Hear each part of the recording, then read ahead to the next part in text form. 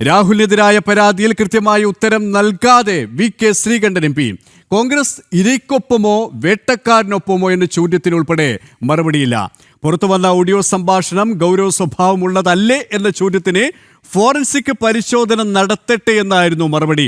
കഴിഞ്ഞ 3 മാസമായി പോലീസ് എന്തുകൊണ്ട് നടപടി സ്വീകരിച്ചില്ലെന്നും വി.കെ. ശ്രീകണ്ഠൻ ചോദിച്ചു. ആഭ്യന്തര വകുപ്പ് പരാജയമെന്നും അദ്ദേഹം ആരോപിച്ചു. അതേസമയം അതിജീവതയെ അധിക്ഷേപിച്ച് പാലക്കാട് DCC പ്രസിഡന്റ് തങ്കപ്പൻ രംഗത്തെത്തി.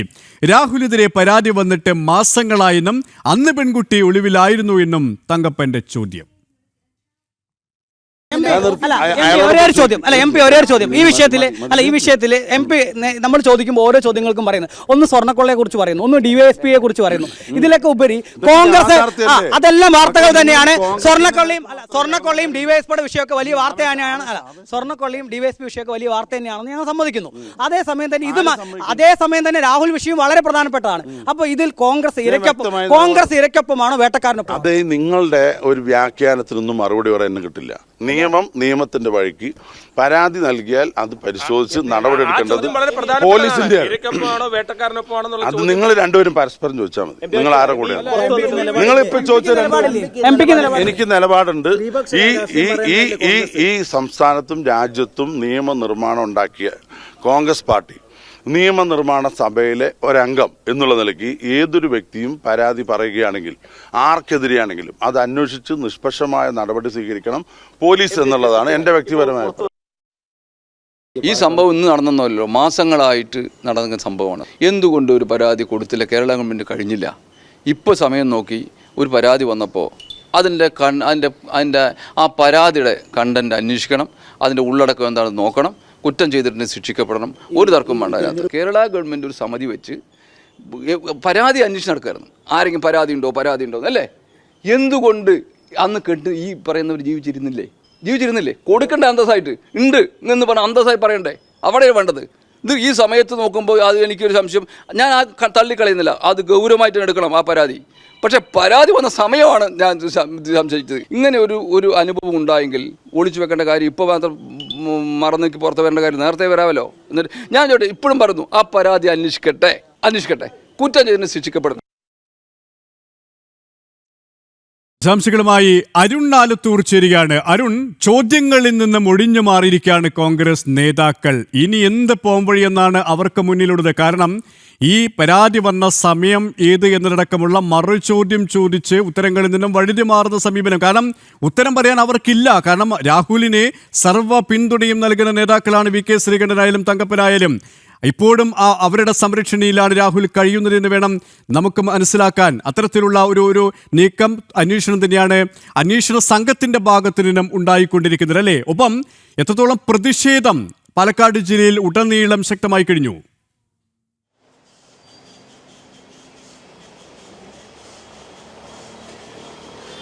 സുരേഷ്, തീർച്ചയായിട്ടും അതിജീവിതയെ അപമാനിക്കുന്ന തരത്തിലും ഒപ്പം രാഹുൽ മാങ്കൂട്ടത്തിലിനെ ന്യായീകരിക്കുന്ന തരത്തിലുമായിരുന്നു പാലക്കാട്ടെ പ്രധാനപ്പെട്ട 2 കോൺഗ്രസ് നേതാക്കളുടെയും പ്രതികരണം. വി.കെ. ശ്രീകണ്ഠൻ MP ആണെങ്കിൽ പറയുന്നത് ഇരയ്ക്കൊപ്പമോ വേട്ടക്കാരനൊപ്പമോ എന്ന് ചോദിക്കുമ്പോൾ അതിനൊരു കൃത്യമായ ഉത്തരം പറയാൻ കഴിയാതെ അതിൽ നിന്നും വഴുതി മാറാൻ ശ്രമിക്കുന്നു എന്നുള്ളതാണ്. മാത്രമല്ല വി.കെ. ശ്രീകണ്ഠൻ MPയോട് നമ്മൾ ആവർത്തിച്ച് ചോദിച്ച ഒരു ചോദ്യം എന്നുള്ളത് ഈ വിഷയത്തിൽ കോൺഗ്രസ് എന്തുകൊണ്ടാണ് ഈ രാഹുൽ മാങ്കൂട്ടത്തിൽ ആദ്യം നടപടിയെടുത്തു എന്നൊക്കെ പറഞ്ഞ് പിന്നീട് കൊട്ടിഘോഷിച്ച് ഇവിടെ പാലക്കാട് നഗരസഭയിൽ ഉൾപ്പെടെ ഒരു താരപ്രചാരകനായിട്ടൊക്കെ കൊണ്ടു നടന്നത് എന്ന് ചോദിക്കുമ്പോൾ അതിന് കൃത്യമായ ഉത്തരം പറയാൻ കഴിയുന്നില്ല. മാത്രമല്ല അതിജീവിതയെ അപമാനിച്ചുകൊണ്ടുപോലും ഇവർ 2 പേരും സംസാരിക്കുന്നു എന്നുള്ളതാണ്. ഈ പുറത്തു വന്ന ശബ്ദ സന്ദേശമൊക്കെ യാഥാർത്ഥ്യമുള്ളതാണോ, അതൊക്കെ ഒറിജിനലാണോ എന്നൊക്കെ ഫോറൻസിക് പരിശോധന നടത്തട്ടെ എന്ന തരത്തിലൊക്കെയാണ് ഈ വി.കെ. ശ്രീകണ്ഠൻ MPയുടെ ഭാഗത്തു നിന്ന് പ്രതികരണം ഉണ്ടായത്. അതോടൊപ്പം തന്നെ സ്വർണ്ണക്കൊള്ളയും അതുപോലെ തന്നെ പാലക്കാട് പോലീസ് ഉദ്യോഗസ്ഥൻ്റെ മരണവും ഉൾപ്പെടെയുള്ള വാർത്തകളെക്കുറിച്ച് അതൊക്കെ വാർത്തകളാണ്. ആ വാർത്തകൾ മാധ്യമങ്ങൾ എന്തുകൊണ്ട് ചർച്ച ചെയ്യുന്നില്ല എന്നൊക്കെ ചോദിച്ച് രാഹുൽ മാങ്കൂട്ടത്തിൽ വിഷയത്തെ വാർത്തയല്ല, അതിനേക്കാൾ ഉപരി വലിയ വാർത്ത മറ്റൊന്നാണ് എന്നാണ് അവർ പറഞ്ഞു വെക്കാൻ ശ്രമിച്ചുകൊണ്ടേ ഇരിക്കുന്നത് എന്നുള്ളതാണ്. അതേസമയം നമ്മൾ കൃത്യമായിട്ട് തന്നെ പറഞ്ഞു, സ്വർണ്ണക്കൊള്ള പ്രധാന വാർത്ത തന്നെയാണ്. അതേസമയം തന്നെ പാലക്കാട് പോലീസുകാരൻ്റെ ആത്മഹത്യയും പ്രധാന വാർത്തകളാണ്. മാധ്യമങ്ങൾ അതൊക്കെ എത്രത്തോളം പ്രാധാന്യത്തിൽ നൽകുമോ അത്രയും പ്രാധാന്യത്തിൽ നൽകുന്നുണ്ട്. അതേപോലെ ഗൗരവമുള്ള വാർത്തയാണ് രാഹുൽ മാങ്കൂട്ടത്തിൽ വിഷയവും. പക്ഷേ ആ വിഷയത്തിൽ കോൺഗ്രസ് എന്തുകൊണ്ടാണ് ഇങ്ങനെ ഒരു അഴകുഴമ്പൻ ഒന്നാമൻ നിലപാടുമായി മുന്നോട്ട് പോകുന്നത്. അത് കൃത്യമായ നിലപാട് എന്തുകൊണ്ട് പറയുന്നില്ല എന്ന് ചോദിക്കുമ്പോൾ അതിന് കൃത്യമായ ഉത്തരം പറയാൻ അവർക്ക് കഴിയുന്നില്ല. രാഹുലിനെ ഇപ്പോഴും ന്യായീകരിച്ചുകൊണ്ടേയിരിക്കുന്നു എന്നുള്ളതാണ്. DCC പ്രസിഡന്റ് എ തങ്കപ്പനിലേക്ക് വരുമ്പോൾ DCC പ്രസിഡന്റ് എ തങ്കപ്പൻ പറയുന്നത് ഈ പരാതി ഇപ്പോഴെങ്ങനെയാണ് പൊങ്ങി വന്നത്, അതായത് കഴിഞ്ഞ 3 മാസമായിട്ട് ഇതേ വിഷയം മാധ്യമങ്ങൾ വാർത്തയാക്കിയില്ലേ, അന്ന് പോലീസ് അന്വേഷണം നടത്തിയപ്പോൾ പരാതിക്കാരി എന്തുകൊണ്ട് മുന്നോട്ട് വന്നില്ല, ആ സമയത്ത് പരാതിക്കാരിയായ അതിജീവിത എന്തുകൊണ്ടാണ് മറ്റു നടപടികളിലേക്ക് കടക്കാതിരുന്നത്, ഇപ്പോൾ തെരഞ്ഞെടുപ്പിന്റെ പശ്ചാത്തലത്തിൽ ഇങ്ങനെയൊരു നടപടി അതിജീവിതയുടെ ഭാഗത്തു നിന്നുണ്ടായത് അത് സംശയാസ്പദമാണ് എന്ന തരത്തിൽ അവരെ അപമാനിക്കുന്ന തരത്തിലാണ് DCC പ്രസിഡന്റ് എ തങ്കപ്പന്റെ ഭാഗത്തു നിന്നുൾപ്പെടെ പ്രതികരണം ഉണ്ടായത് എന്നുള്ളതാണ്. ഏതായാലും അതിജീവിതയായ വ്യക്തിയെ സംബന്ധിച്ചിടത്തോളം നമുക്കറിയാം ഇത്തരം വിഷയങ്ങളിലൊക്കെ അതും രാഹുൽ മാങ്കൂട്ടത്തിലിനെ പോലെ ഇത്തരത്തിൽ വളരെ സമൂഹത്ത് വലിയ സ്വാധീനമുള്ള വ്യക്തിക്ക് നേരെ ഒരു പരാതിയുമായിട്ടൊക്കെ രംഗത്ത് വരുമ്പോൾ അത് കൃത്യമായിട്ട് തന്നെ അവർ മാനസികമായിട്ട് ഒന്ന് അതിനുവേണ്ടി ഒക്കെ ആവേണ്ടതുണ്ട്. അതിനുശേഷം അവർ ആ പരാതിയിലേക്ക് വരുമ്പോഴും ഈ സമൂഹത്തിൽ ഇത്രയും സ്വാധീനമുള്ള വ്യക്തികളിൽ ഏതെങ്കിലും തരത്തിൽ ആക്രമിക്കപ്പെടുമോ, എന്തെങ്കിലും മറ്റ് സംഭവങ്ങൾ ഉണ്ടാകുമോ എന്നൊക്കെയുള്ള ആശങ്കകൾ അവർക്ക് സ്വാഭാവികമായിട്ടും ഉണ്ടാവാനുള്ള സാധ്യതയുണ്ട്. അതുകൊണ്ട് തന്നെ അത്തരത്തിൽ ആ അതിജീവിതയുടെ ഒരു മാനസികാവസ്ഥ, അവരുടെ ബുദ്ധിമുട്ടുകൾ, അവർ എത്രത്തോളം ഏതൊക്കെ പ്രതിസന്ധിയിലൂടെയാണ് കടന്നുപോയത്, ഈ കാര്യങ്ങളിൽ ഒന്നും ഇവിടെ പൊതുസമൂഹം അത്തരത്തിലുള്ള ഒരു നിഗമനത്തിലേക്ക് തന്നെയാണ് എത്തിയിരിക്കുന്നത്. കാരണം എന്തുകൊണ്ട് അതിജീവിത ഇത്രനാൾ വൈകി എന്ന ചോദ്യത്തിന് സ്വാഭാവികമായും അരുൺ പറഞ്ഞത് തന്നെയാണ് അതിൻ്റെ ഉത്തരം.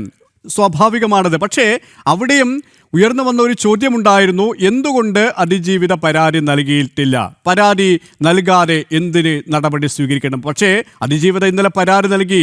ഇനിയെങ്കിലും കൃത്യമായ നടപടി സ്വീകരിക്കേണ്ടത്, നടപടി സ്വീകരിച്ചില്ല എങ്കിലും ന്യായീകരിക്കാതിരിക്കേണ്ടത് ഈ കോൺഗ്രസ് നേതാക്കളുടെ കടമയാണ്. അതവർ ചെയ്യുന്നില്ല എന്ന് മാത്രമല്ല, ഇത്തരത്തിൽ ഈ വേട്ടക്കാരനെ സംരക്ഷിക്കുന്ന, ഇരയെ കളങ്കപ്പെടുത്തുന്ന രീതിയിലുള്ള സംസാരമാണ്, വാക്കുകളാണ് അവരുടെ ഭാഗത്തിനുണ്ടായത്. VK ശ്രീകണ്ഠൻ ഒരു ജനപ്രതിനിധി കൂടിയാണ്, ജനങ്ങൾക്ക് വേണ്ടി സംസാരിക്കേണ്ട ആ ജനപ്രതിനിധിയാണ് ഇത്തരത്തിലുള്ള ഒരു വാക്കുകൾ ഉന്നയിച്ചിരിക്കുന്നത് എന്നതാണ് വളരെ വേദനാജനകം, ഖേദകരമായ വസ്തുത. ഒപ്പം സ്വാഭാവികമായും പൊതുസമൂഹത്തിൻ്റെ ഭാഗത്തിന് കക്ഷി രാഷ്ട്രീയ ഭേദമന്യേ ഇത്തരം വാക്കുകൾക്കെതിരെ, ഇത്തരം നിലപാടുകൾക്കെതിരെ പ്രതിഷേധം ഉയരുന്നുണ്ട്.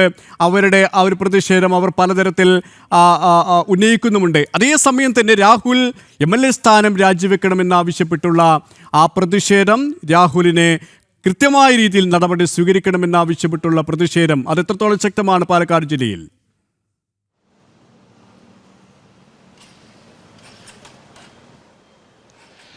തീർച്ചയായിട്ടും സുരേഷ്, വലിയ പ്രതിഷേധം തന്നെയാണ്. സംസ്ഥാനത്തൊട്ടുക്ക് കഴിഞ്ഞ ദിവസം രാത്രി തന്നെ വലിയ പ്രതിഷേധങ്ങളുണ്ടായി. പാലക്കാടും സമാനമായ രീതിയിൽ തന്നെയായിരുന്നു. MLA ഓഫീസിലേക്ക് BJPയും യുവമോർച്ച പ്രവർത്തകരും ഒക്കെ മാർച്ച് നടത്തുകയും MLA ഓഫീസ് പൂട്ടുകയും ഒക്കെ ചെയ്തു എന്നുള്ളതാണ്. DYFIയും അതുപോലെ തന്നെ MLA ഓഫീസിലേക്ക് മാർച്ച് നടത്തി അവിടെ കൊണ്ടൊന്ന് റീത്തൊക്കെ വെക്കുന്ന സാഹചര്യം ഉണ്ടായിട്ടുണ്ട്. ഏതായാലും ശക്തമായ പ്രതിഷേധം, രാഹുലിൻ്റെ രാജി ആവശ്യപ്പെട്ടും രാഹുലിനെ അറസ്റ്റ് ഉൾപ്പെടെയുള്ള നടപടികളിലേക്ക് പോലീസ് എത്രയും വേഗം കടക്കണമെന്നാവശ്യപ്പെട്ടും ഉയരുന്ന സ്ഥിതി തന്നെയാണ് പാലക്കാട് ഉള്ളത്. അതേസമയം തന്നെ രാഹുലിനെ ഇപ്പോൾ കാണാനില്ല. രാഹുൽ മുങ്ങിയിരിക്കുന്നു. ഇന്നലെ വൈകിട്ടോടുകൂടെയാണ് രാഹുലിനെ കാണാതായിരിക്കുന്നത്.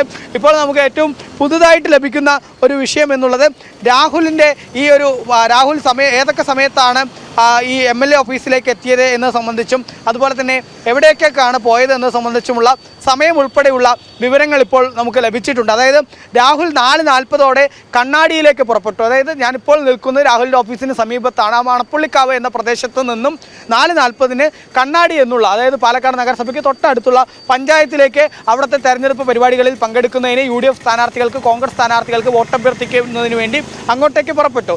4:55 കണ്ണാടിയിൽ നിന്ന് പാലക്കാട് നഗരത്തിലേക്ക് തിരിച്ചു വന്നു.